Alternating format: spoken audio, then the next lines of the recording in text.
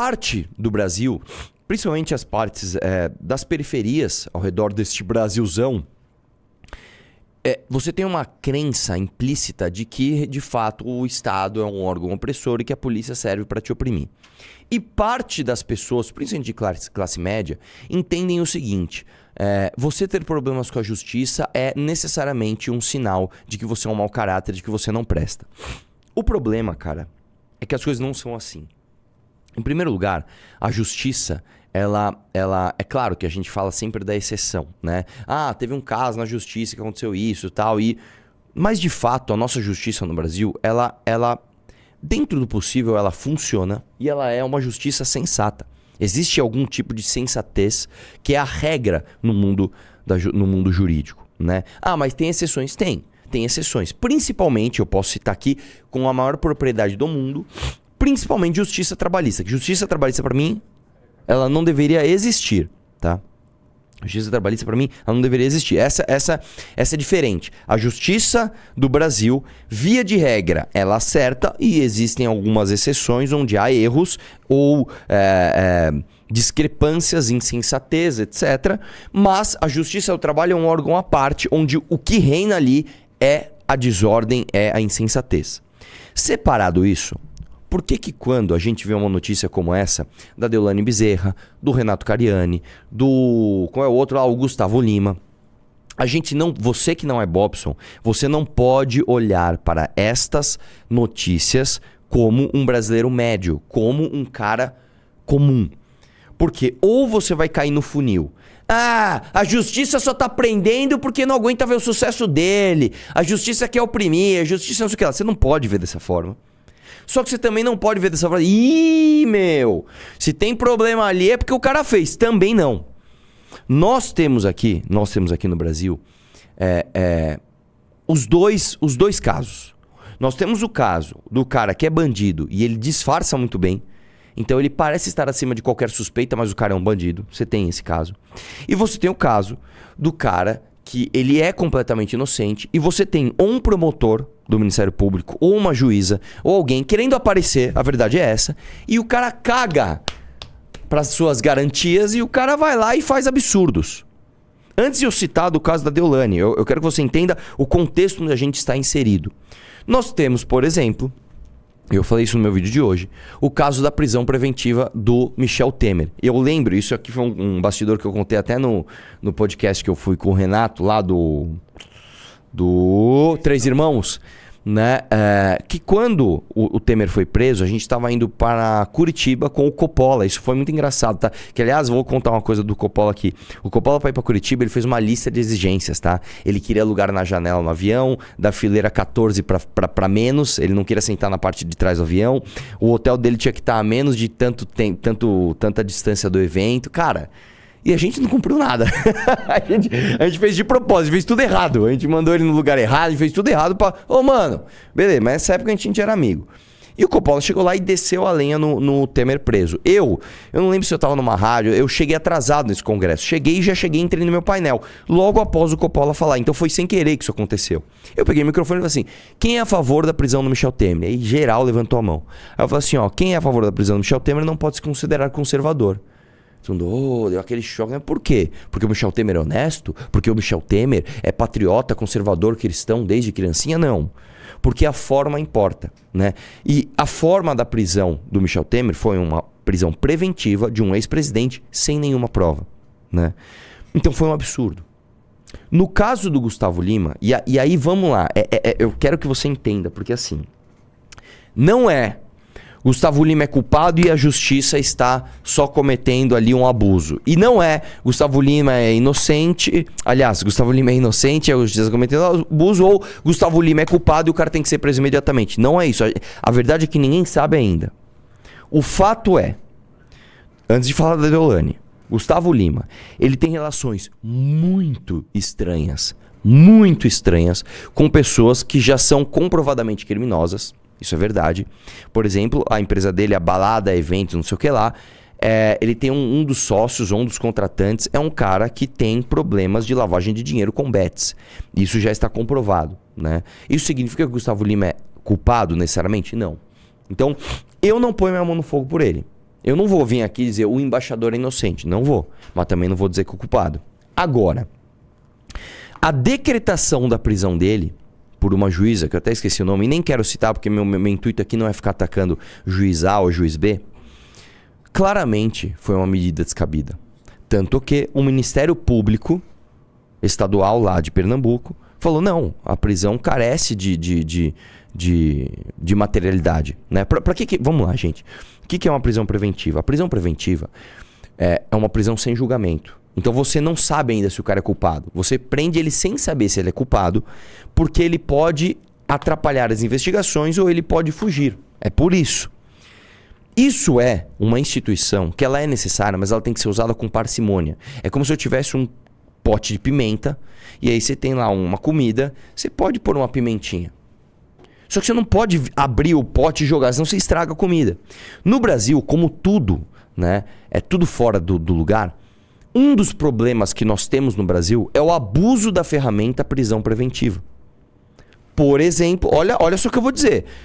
No caso do Sérgio Cabral. O Sérgio Cabral, a meu ver, ele é um corrupto. A meu ver, é um dos maiores ladrões do Brasil. O cara foi preso injustamente, velho. O cara ficou 6 anos e meio preso sem julgamento, bicho. Então eu acho que ele tem que estar preso? Sim. Mas ele tem que ser julgado, condenado e preso. Não preso preventivamente. Quer ver outro? Quer ver outro? Gabriel Monteiro. Se você me perguntar, Arthur, você acha que o Gabriel Monteiro é culpado ou inocente? Eu não posso dizer se ele é culpado ou inocente, mas eu posso falar o que eu acho. Eu acho, pelo que eu conheço dele, que ele é culpado. Tá? Do que? A gente não tem acesso aos autos, mas se diz que ele, teoricamente, teria feito festas com sexo, com menores de idade, com filmagens, com forçação de bate, tipo, meu segurança também vai participar, e com arma. Eu acredito, eu não sei se vocês viram um dos últimos vídeos do Gabriel Monteiro, é ele em cima de uma viatura, ele tá em cima assim, né? Não é que ele gravou agora, ele deve ter gravado na época, claro, e soltaram há pouco tempo, né? A legenda é tipo assim, quando eu voltar, vou voltar maior que antes, algo assim. E tá tocando um funk, ele está em pé, em cima de uma viatura, uniforme, fardado, tipo dando uma dançada. Assim, gente, se você acha que a instituição polícia, ela pode se submeter a uma pessoa, estar fardada, pisando no teto de uma viatura, dançando um funk pra colocar na rede social, você é Bobson, né? Então, conhecendo o Gabriel Monteiro, eu acredito que ele seja culpado. A prisão do Gabriel Monteiro é justa? Não. Por quê? Porque ele não foi julgado e preso.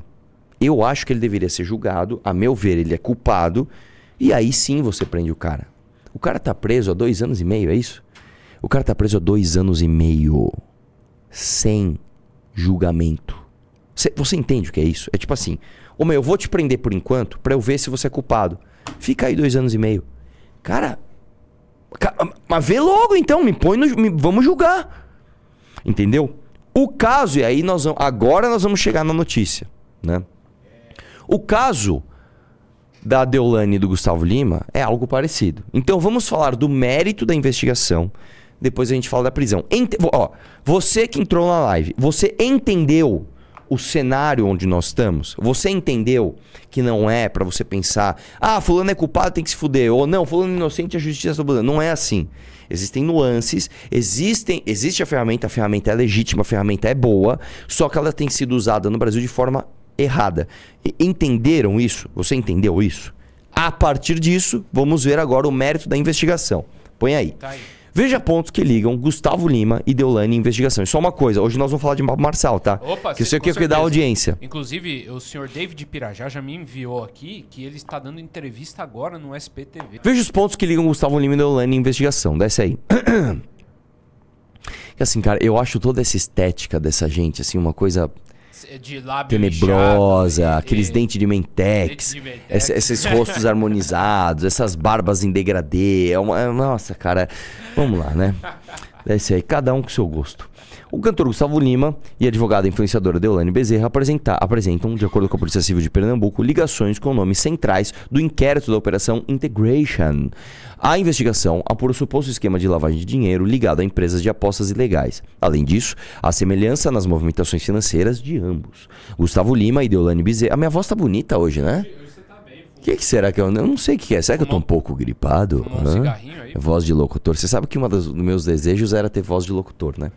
Gustavo Lima e Deolane Bezerra fizeram transações financeiras com uma empresa em comum, que é investigada.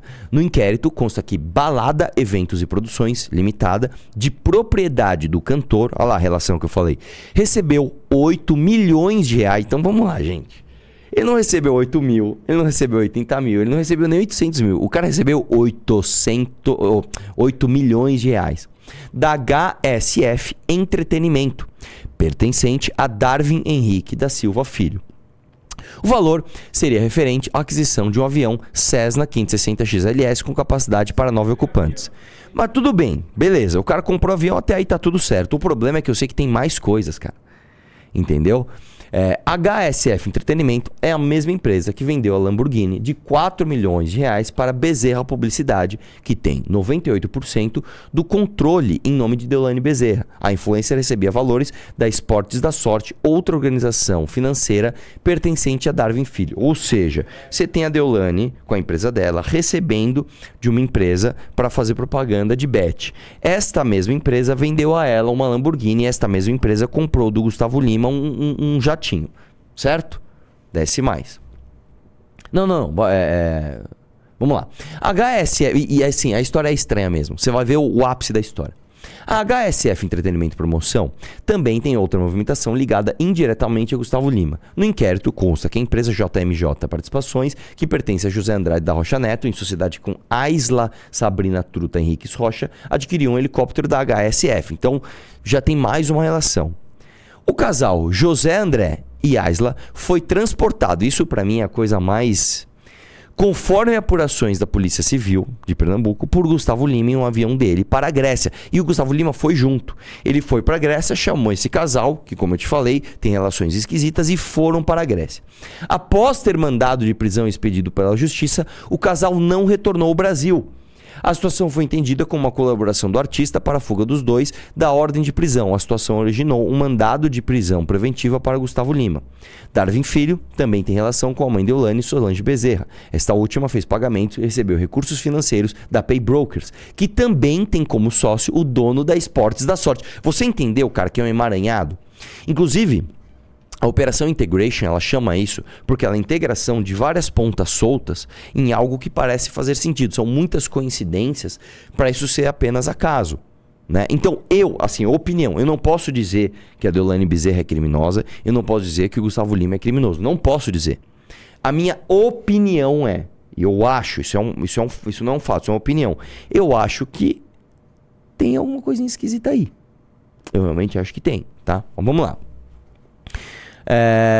Cadê? A Pay Brokers é apontada como um meio para a lavagem de dinheiro da HSF Entretenimento, a mesma que pagou 8 milhões à empresa do cantor. Como demonstramos, a HSF Entretenimento lava dinheiro dos seus jogos ilegais com empresas Pix 365, Zelu Brasil e Pay Brokers, consta no inquérito. Então, vamos lá. Que a HSF Entretenimento lava dinheiro, isso já está demonstrado. Isso não é ilação, isso é uma investigação séria que disse, essa empresa lava dinheiro. Esta empresa tem relações duplas com Deolane Bezerra e com Gustavo Lima. E o dono dessa empresa foi levado para a Grécia no jatinho particular do Gustavo Lima e não retornou para o Brasil para cumprir a sua prisão. Você entendeu? Não é uma coisa tão simples. Isso justifica a prisão do Gustavo Lima? Não! Mas isso mostra que não dá pra você enfiar a mão no fogo e falar, cara, estão prendendo embaixador injustamente. Também não. Semelhanças entre os atos de Deolane e Gustavo Lima se tornaram ainda mais claras quando a defesa do cantor expôs que a tentativa de revogar o mandado de prisão dele será inspirada no caso da influencer. E aí, Arthur, a gente já sabe que...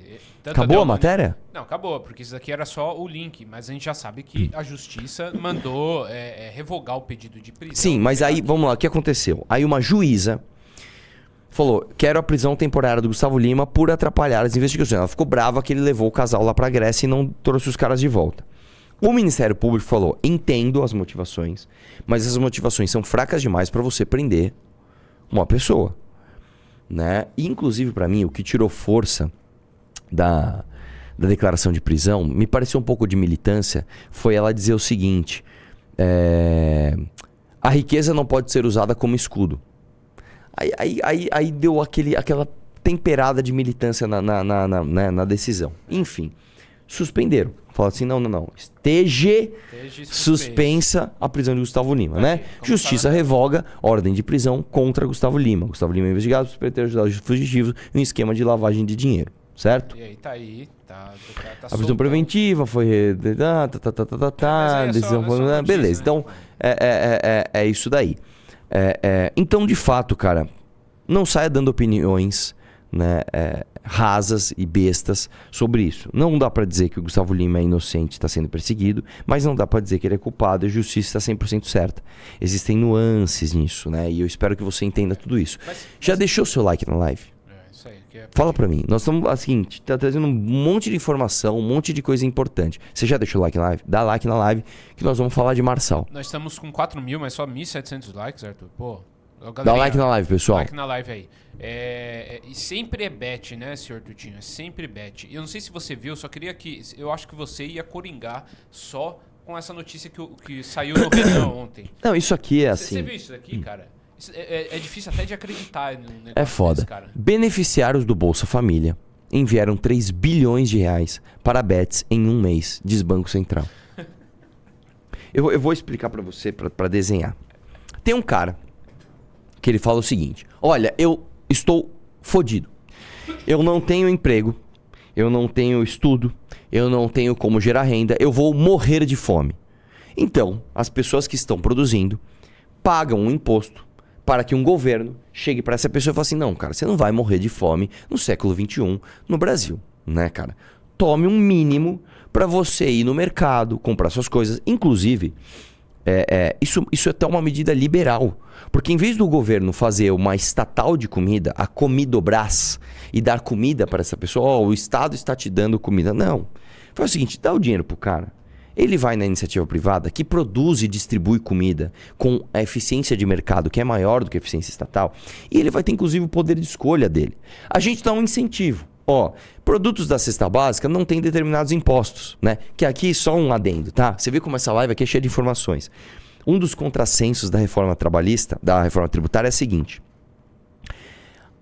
Entende-se que bebidas açucaradas, né, e o excesso de açúcar em produtos doces, como bolachas, etc., contribuem para a má saúde do brasileiro. Então o brasileiro tem pressão alta, come muito sal, o brasileiro tem diabetes, come muito açúcar, o brasileiro se alimenta mal. Então vamos fazer o seguinte, vamos fazer o imposto do pecado, que é encher de imposto produtos que fodem a saúde pública. Vamos encher de imposto cigarro, vamos encher de imposto de bebida e vamos encher de impostos produtos com muito açúcar. Pô, legal. Olha que coerente. Só que o açúcar em si é um produto da cesta básica, então ele não tem imposto. Então o Brasil faz o seguinte, ó, se você vai comprar açúcar, o açúcar puro, o pó branco, você não paga imposto. Se você mistura ele na água, opa! Água com açúcar não, mete-lhe imposto, né? Essa é a coerência do Brasil, mas enfim, né?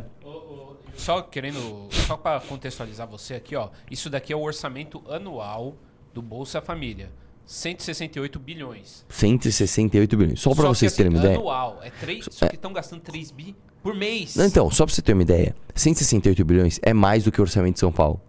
É do que a cidade de São Paulo? Sim. É tipo assim, pega São Paulo inteiro, pega tudo que São Paulo produziu, que é a maior cidade do Brasil, e você entrega para as pessoas não morrerem de fome. Voltando ao assunto. A pessoa, então, ela tem ali o dinheiro para ela escolher o que ela vai comer e existem alguns incentivos para ela comprar o item básico de cesta básica. Então, arroz, feijão, óleo vegetal, açúcar, se não me engano, macarrão entra também. Às vezes tem uma cota ali que é tipo um pacote de bolacha, tem um negócio assim, né? Entra na... Beleza. Aí esse cara vai e fala, não, sabe o que eu vou fazer? Eu vou pegar esse dinheiro que vem de imposto, que é para eu não morrer de fome, e eu vou apostar. E aí você está literalmente, cara, pegando o imposto do brasileiro pro outro não pagar de fome e dando na mão de uma galera que não paga imposto aqui, que tem tudo offshore, que é tudo empresa fora do Brasil, para que esse cara arranque dinheiro do mais pobre e inclusive às vezes lave dinheiro através desses ganhos. Assim, se você pegar o gasto mensal, são 168 no ano, dá 14 bi por mês que o governo investe em Bolsa Família, para os caras não morrer de fome. E desses 14, 3 bi os caras dão pro cara do bet. É quase 30%. Exato. É isso, é quase 25%. É isso, um quarto do dinheiro é jogado para o lixo. Para o lixo. E aí, existe uma coisa que é o seguinte, cara. Eu sempre fui um defensor da liberdade individual. Inclusive, o meu canal, cara, ele se tornou muito famoso com a famigerada pergunta: quanto rende o FGTS? Porque o FGTS é basicamente o governo tirando o dinheiro do bolso do trabalhador, devolvendo ele a um juro ridículo que é menor do que a inflação, então é o Estado roubando o trabalhador e só devolvendo para ele quando ele quer. Ou você tem que ser mandado embora, ou você tem que construir uma casa, ou você tem que estar com câncer terminal. Aí você pode pegar o dinheiro do seu FGTS, ou quando o dinheiro o governo está afim de dar umas aquecidinhas na economia, ele dá umas liberadas, né? Vamos liberar o saque do FGTS aí, né? Eu sempre fui contra isso. Agora, vamos ser sinceros, gente. Dá pra gente dizer que o brasileiro sabe o que fazer com a sua liberdade? Hein? Eu vou contar uma coisa pra você. Tem uma pessoa, eu vou até ver aqui pra não ser impreciso, uma pessoa muito famosa, que eu já falei, eu não vou falar o nome dele aqui, né? Porque ele é um cara que ele não se posiciona politicamente. Ele é um cara bem grande e ele me mandou uma vez, no direct aqui do Instagram, uma indicação de um livro que a princípio eu não tinha percebido. Falei, vou ler. Depois quando eu fui atrás, falei, não, eu já li esse livro é bom pra caramba. Chama aqui, cadê? Aqui, ó. A Mente Moralista, de Jonathan Haidt, né? Deixa eu ver se eu não vou cometer um gafe, né? Que é essa capa desse livro aqui, tá? E esse livro, ele diz o seguinte, ele cria relações entre preferências das pessoas e o espectro político que ela vai seguir. Então, por exemplo, tem um teste, fizeram um teste depois, um teste bom pra caramba, que ele vai te perguntando coisas no seguinte sentido. Imagina que um time de futebol combina de todo mundo com chuteira preta. Nós vamos jogar o contra amanhã e vai todo mundo de chuteira preta. Aí um jogador fala não, e ele vai com a chuteira branca. O que você acha disso? E aí você pode graduar. Se você achar isso muito correto, você é um cara que você coloca a liberdade individual acima de quase qualquer coisa. Se você acha isso muito incorreto, você coloca a liberdade individual lá embaixo e você coloca outras coisas como lealdade e compromisso, né, acima da sua liberdade individual. Eu fiz esse teste em 2015, quando eu abri meu canal. Eu fiz esse teste e o meu teste deu liberdade lá em cima. Eu meti a liberdade... Pra mim, liberdade individual era um valor assim supremo. Supremo. Eu fiz o teste. Ele mandou e falou, cara, eu vou fazer esse teste de novo. Eu não sei nem se... O meu, cara, deu a liberdade como a coisa que eu menos me importo, cara. Hoje eu mudei, velho. Dado o cenário. Eu não estou brincando. Eu juro pra você, eu vou falar uma coisa aqui bem impopular, cara. Eu chego a questionar, tá? E entendam bem, vocês não são Bobsons, tá? Isso aqui vai virar um corte malicioso. Eu sei que vai. Vai virar um corte malicioso. Mas você que... Eu tô cagando pra isso, cara. Eu chego a questionar a eficiência da transformação por meios democráticos em países continentais. Eu chego a questionar. A gente sempre brinca, né? Não, a gente brinca não. A gente sempre pensa, né? Mas e se a gente tivesse, em vez do voto proporcional, a gente tivesse o voto distrital? Não, mas e se a gente tivesse candidatura independente? Mas, cara, assim, deixa eu te falar uma coisa, cara. Nada disso resolveria. Nada disso resolveria. A gente tem um eleitor muito ruim, né? E num eleitorado muito, muito imbecil, né? Onde a pessoa pega o dinheiro do imposto, que é pra ela não morrer de fome, e ela joga fora em bet, é complicado defender a liberdade individual dessas pessoas.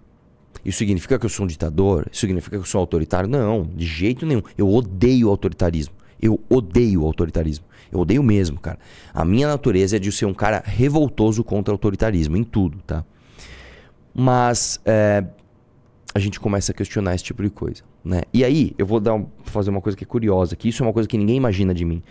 Deixa eu te mandar essa imagem, deixa eu ver se eu tenho ela aqui. E assim, todo mundo pode fazer esse teste, tá? Copiem esse link, tá?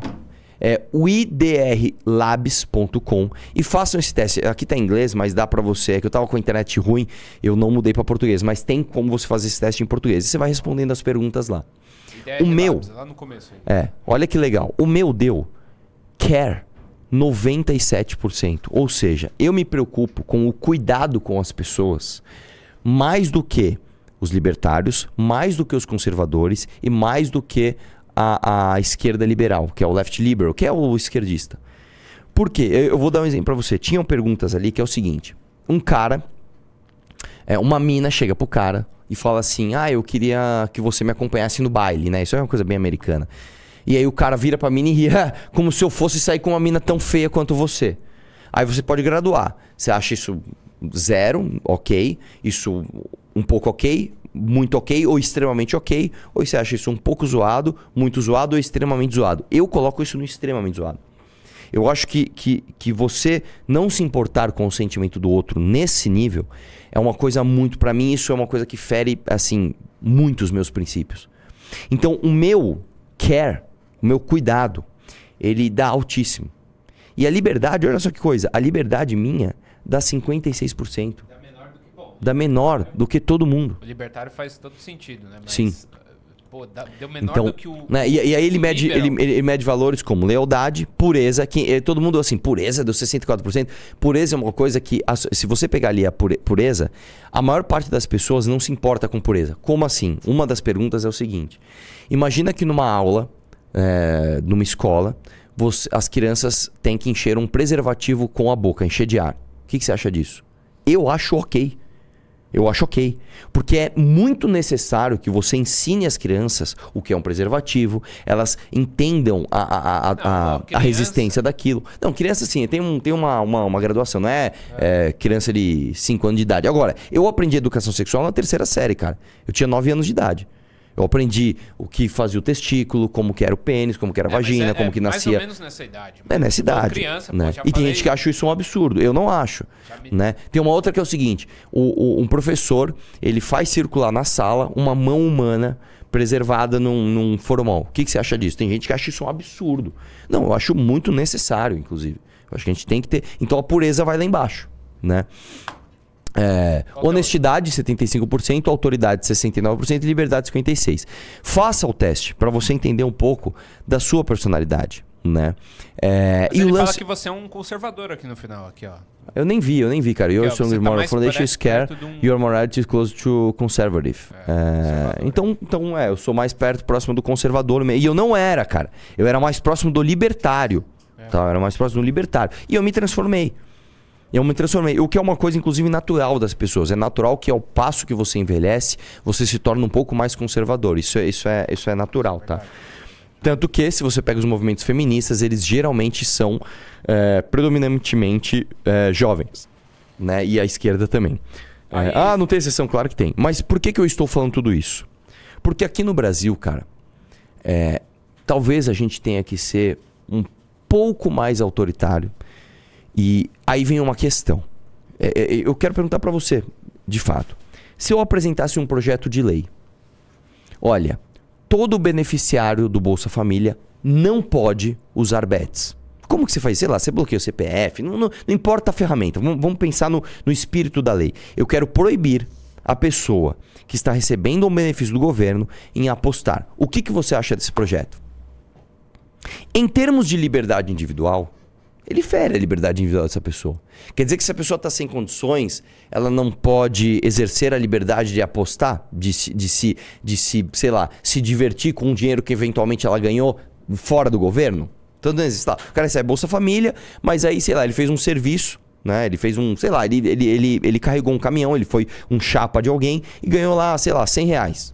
Ele falou, desses R$100, quero apostar 50 conto aqui no meu time. Você está ferindo a liberdade individual dele. Agora, em termos de país e construção de uma nação, você pode aceitar que as pessoas que são beneficiários de Bolsa Família coloquem bilhões de reais nas mãos das bets que não pagam imposto aqui e destroem a vida dessas pessoas? Então nós estamos num dilema.